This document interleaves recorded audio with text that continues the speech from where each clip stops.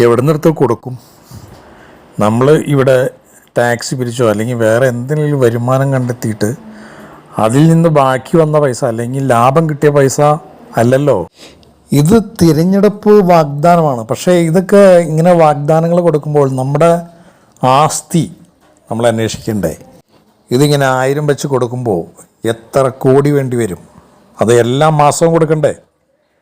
എവിടെ നിന്നെടുത്ത് കൊടുക്കും? വെറുതെ പറഞ്ഞിട്ട് കാര്യമില്ല. ഇത് ജനങ്ങൾക്ക് വേറെ രീതിയിൽ ബുദ്ധിമുട്ടുണ്ടാവാണ്.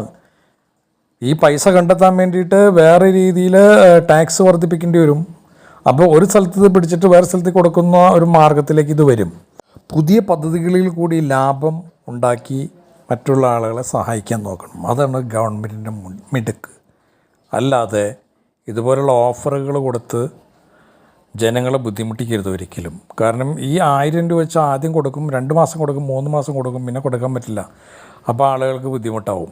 അതിലും ഭേദം കൊടുക്കാതിരിക്കലല്ലേ. ഏതായാലും ഓരോ കെണിയാണ് ഇതെല്ലാം.